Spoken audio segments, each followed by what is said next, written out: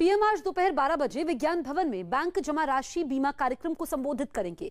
जमा राशि बीमा के दायरे में भारत में काम करने वाले सभी बैंकों में सभी तरह की जमा राशियों को शामिल किया गया है। साथ ही प्राथमिक सहकारी बैंकों को भी इसके दायरे में रखा गया है। इस सुधार के बाद बैंकों में जमा पैसे पर बीमा कवर 1 लाख रुपए से बढ़ाकर 5 लाख रुपए तक कर दिया गया है। इस कार्यक्रम के समय वित्त मंत्री निर्मला सीतारामन, वित्त राज्य मंत्री और भारतीय रिजर्व बैंक के गवर्नर भी मौजूद रहेंगे। सुलूर हेलीकॉप्टर हादसे में शहीद आगरा के पृथ्वी सिंह को पूरे राजकीय सम्मान के साथ विदाई दी गई। वहां आगरा में उनसे घर से लेकर शमशान घाट तक लोगों का हुजूम शहीद के अंतिम दर्शन के लिए धूप में खड़ा नजर आया। शहर के तमाम रास्तों से होकर उनकी अंतिम यात्रा शमशान घाट तक पहुंची, जहां पहले से ही अपने शूरवीर के आखिरी दर्शन के लिए लोग इंतजार कर रहे थे। सीने पर मेडल और कंधे पर अपने साथी का पार्थिव शरीर उठाए एयरफोर्स के जवान आगे बढ़े तो चारों तरफ से उन पर फूलों की बारिश होती दिखाई दी। इसके बाद शहीद पृथ्वी सिंह के पार्थिव शरीर को बीचों बीच रख दिया गया, जहां उनके दोनों बच्चों ने विधिवत पूजा कर अपने पिता को मुखाग्नि दी। इसके फौरन बाद उन्हें गार्ड ऑफ ऑनर दिया गया।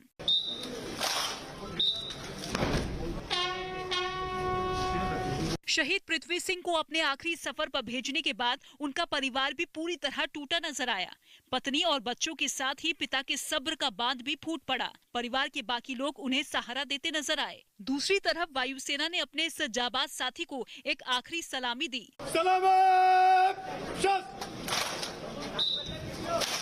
शहीद पृथ्वी के आखिरी सफर में मानो पूरा आगरा शहर ही उमड़ पड़ा हो। नम आंखों से अपने इस लाल को विदाई देने के लिए लोग उनके अमर होने के नारे लगाते हुए पहुंचे, जिसकी शुरुआत हुई उनके घर से। वहां जब लोगों को शहीद के पार्थिव शरीर के आगरा पहुंचने की खबर मिली तो लोग उनके घर के सामने इकट्ठा होना शुरू हो गए, जिन्होंने उनके घर के सामने की पूरी सड़क को ही जाम कर दिया। उस गली के सामने शहीद पृथ्वी सिंह की एक तस्वीर लगाई गई और उनके स्वागत के लिए सारे रास्तों पर फूलों की चादर बिछा दी गई। वहां सैकड़ों लोग एक कतार में खड़े नजर आए। घर में सारी तैयारियां हैं, यहाँ पर लोग श्रद्धांजलि देने के लिए जुटने लगे हैं। और जैसे ही फूलों से लदे एक सेना के ट्रक में शहीद पृथ्वी सिंह पहुंचे, लोगों ने देशभक्ति के नारे लगाने शुरू कर दिए। अपने साथी को कंधे पर उठाए वायुसेना के जवानों के अलावा किसी को अंदाजा भी नहीं था कि वो ताबूत कितना भारी था, जिसमें पृथ्वी सिंह का पार्थिव शरीर मौजूद था। डगमगाते कदमों से आगे बढ़ते जवानों ने जैसे ही उन्हें घर तक पहुंचाया, वहां चीख पुकार मच गई। अपने इस वीर की अगुवाई में कोई कमी ना रह जाए, इसका पूरा ख्याल आगरा प्रशासन ने किया। सुरक्षा से लेकर ट्रैफिक तक सब कुछ दुरुस्त किया गया। यहाँ तक कि रातों रात पृथ्वी के घर के सामने की रोड को पक्का कर दिया गया, ताकि आगरा के इस लाल को अपने आखिरी सफर में किसी तरह की कोई दिक्कत ना हो।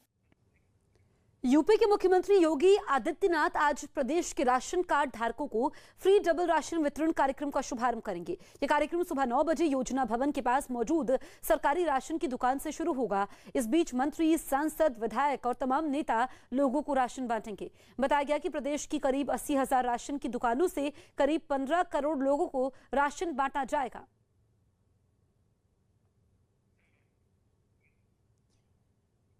यूपी में मिशन 2022 के लिए बीजेपी ने तैयारियां तेज कर दी हैं। बीजेपी के राष्ट्रीय अध्यक्ष जेपी नड्डा आज एटा में 27,000 बूथ अध्यक्षों को जीत का मंत्र देंगे। इस कार्यक्रम में जेपी नड्डा के अलावा बीजेपी के प्रदेश अध्यक्ष स्वतंत्र देव सिंह और मुख्यमंत्री योगी आदित्यनाथ भी मौजूद रहेंगे और बूथ अध्यक्षों को संबोधित करेंगे।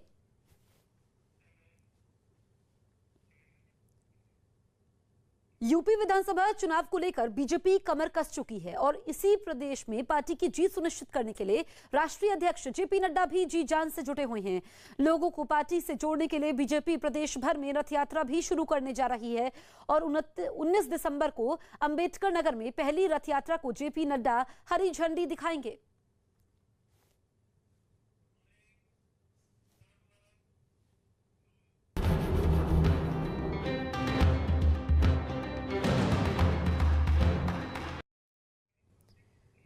13 दिसंबर को पीएम नरेंद्र मोदी काशी विश्वनाथ धाम का लोकार्पण करेंगे और इसके लिए वहां तैयारियां भी जोरों पर हैं। पूरे मंदिर को बेहतरीन तरीके से सजाया गया है। रात में भी खूबसूरत लाइटों से पूरा मंदिर परिसर जगमग दिखा। देश भर के लोग उस वक्त का इंतजार कर रहे हैं जब पीएम इस धाम का लोकार्पण करेंगे और आम लोग इस पूरे परिसर के दर्शन कर पाएंगे।